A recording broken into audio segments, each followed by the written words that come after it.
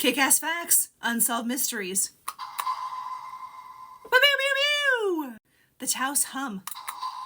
A mysterious low-frequency hum heard by residents in the vicinity of Taos, New Mexico, since the early 1990s with no conclusive explanation for its origin. A variety of theories have been offered as an explanation: stoned hippies, secret government mind control experiments, underground UFO bases, and everything in between. Based on a survey of residents, about 2% of the general population was believed to be hearers, those who claimed to detect the hum. Sensitive equipment was set up in the homes of several of the hearers, measuring sounds and vibrations, but after extensive testing, nothing unusual was detected. The research revealed, however, that there was not a single identifiable Taos hum, but instead several different ones that people reported. Some describe it as a whir, hum, or buzz. The fact that not everybody heard the same thing was puzzling and suggests that they may have been reporting subjective experiences instead of objective sounds. The Mayday Mystery. This is more fun than it should be.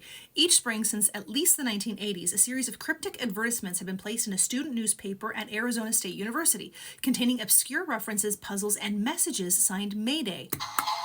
The identity and motives of the person or group behind these ads remains a mystery. May 1st, 1995, Brian Hance, a freshman, was reading the paper, and on page 16, there was a full-page advertisement jumbled with maps, maths, portraits, words, and phrases he couldn't make sense of. The ad referred to a group called the Orphanage. Mayday appeared in big bold letters at the top, and toward the bottom, a small illustration of a smirking man with 2 dots for eyes and ears drawn like potatoes.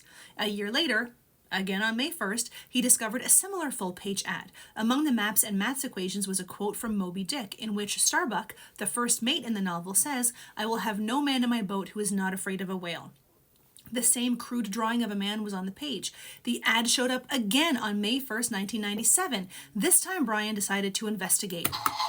From the website, started by Hance, after a 2-week frenzy of digging through dusty back issues, hunting down obscure sources, chasing leads, and rejoicing in the sheer mystery of what I had found, I assessed the situation.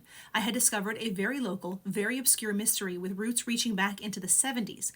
In 1999, Hance was contacted by the person or people behind the ads. What he had deduced: they say it is not a game, it has some sort of cause, it is not necessarily Tucson-centric. They say we're getting there, but pointed out some large errors and missing portions, clarified a few wrong assumptions, because there's a whole website, there's a whole everything, there's a podcast, there's a something else. The website was most recently updated December 1st, 2023. The Legend of the Green Children of Woolpit. This is going to be a whole series just so I can keep using this button. Concerns 2 children of unusual skin color who reportedly appeared at the village of Woolpit in Suffolk, England, sometime in the 12th century. The children, found to be brother and sister, were of generally normal appearance, except, of course, the fact that they were green.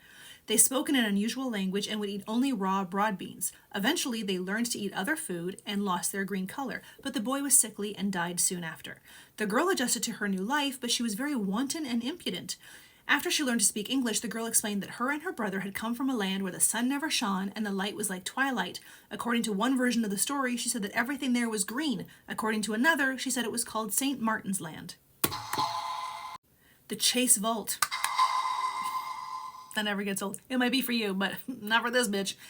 Is a burial vault in the cemetery of the Christ Church Parish Church in Barbados, best known for the widespread urban legend of the mysterious moving coffins.